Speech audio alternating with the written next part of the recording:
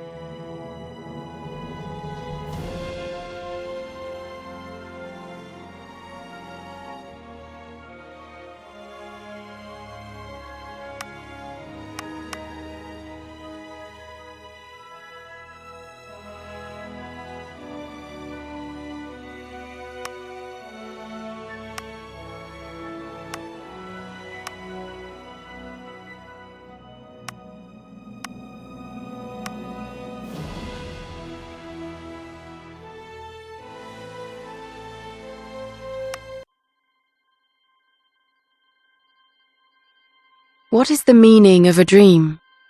Only Asher knows. Are they omens warning us of future tragedies? Distant memories dying in the deafening silence of the void? Or are they sometimes both? The death wish of some ancestor bargaining with the dragons that his legacy be carried on. Last night I dreamed such a clear vision of past events. Terrible things I had wanted to forget. They refused to fade away, demanding, pleading to be told one last time.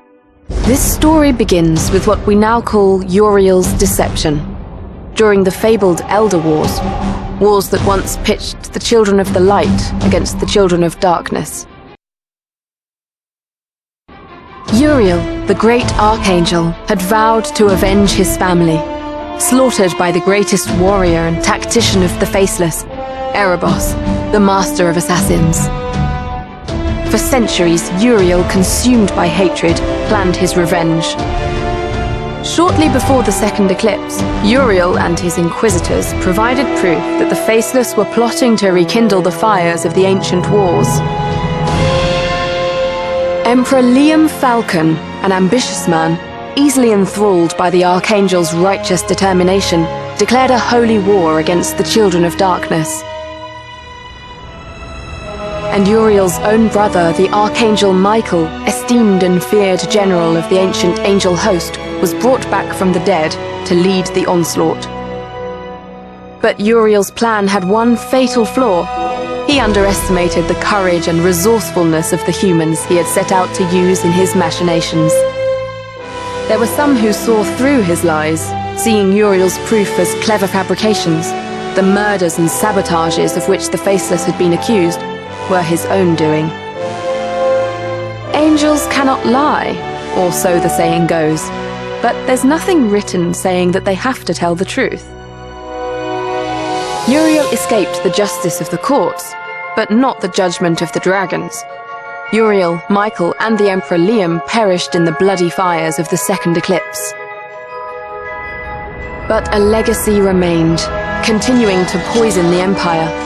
When the true extent of Uriel's deception was revealed, the scandal nearly ripped the once great and holy nation apart. Distrust grew between the Empire and its allies. Dissentful whispers could be heard throughout the hallways of the Imperial Court.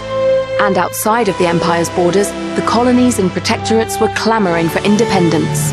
In an effort to calm the troubled waters, Liam's heiress, the young Empress Gwendolyn Falcon, proclaimed a series of reforms that were immediately unpopular with the more conservative nobles. These tensions came to a head in the Aegean Peninsula. Once a jewel of the Falcon Crown, the great port of Carthal on the Savage Sea was threatening to secede and join the loose coalition of the Free Cities. Skirmishes were multiplying between the rebels and imperial garrisons. Brigands were stalking the trade routes, and pirates were raiding the coasts. This is a story of a particular group of adventurers who had just set foot on the peninsula for the first time, on a quest to fulfill the dying wish of their mentor. They were called raiders, but would soon be known as legends.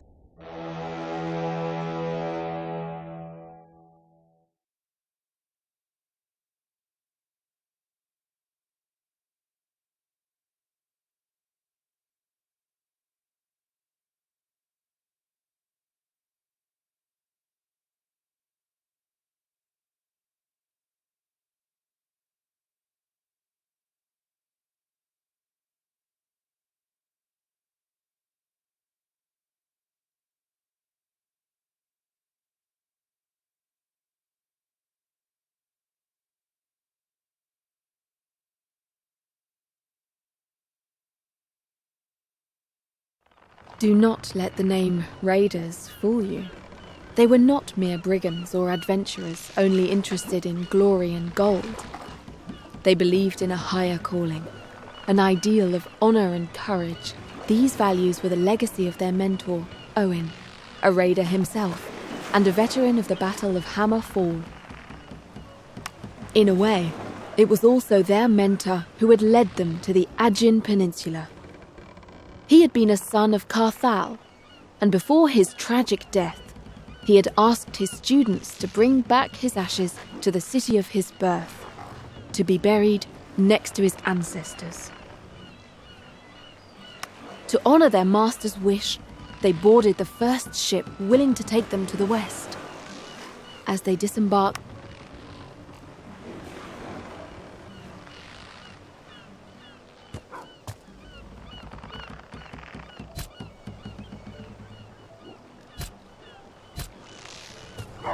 Ah, new faces. Very good. I suppose you arrived with the morning tide, with that boat from the east.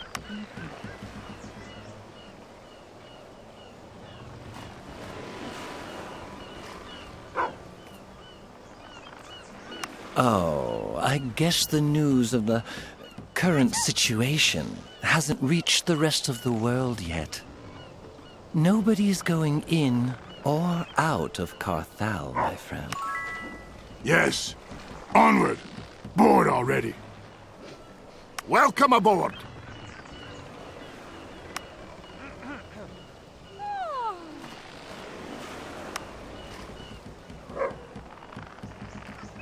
I like those buildings. A dwarf could feel at home in there.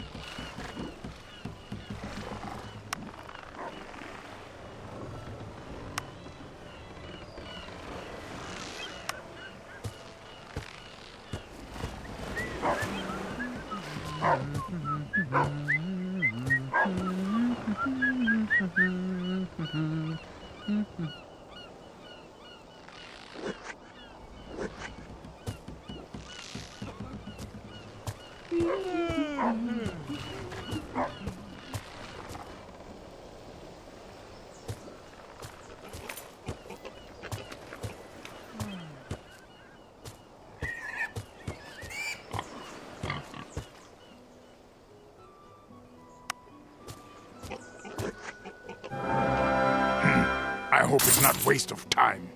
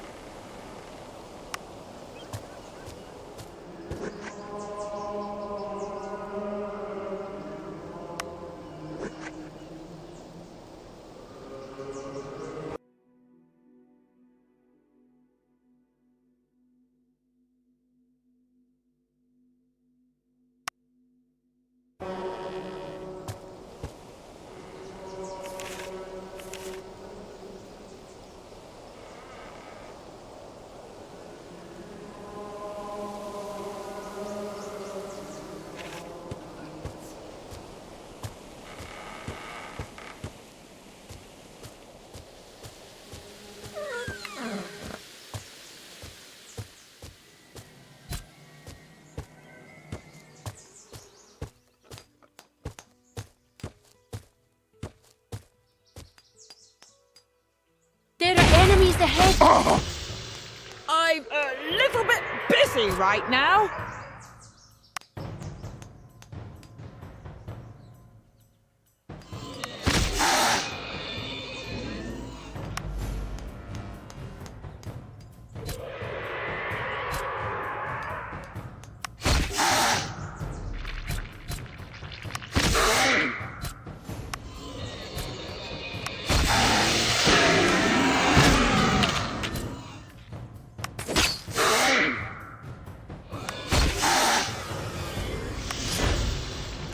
Do you know spiders make special noise when they see orcs? They make squish noise.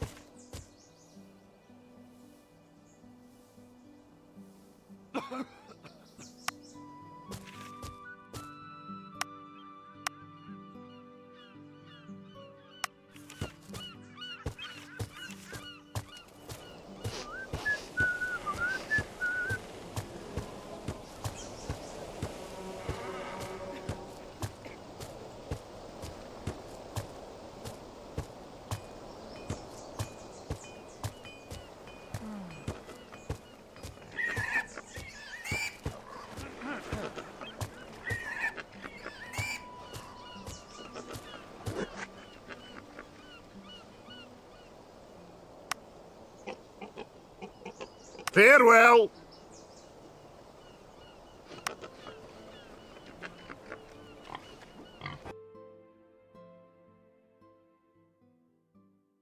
Welcome aboard!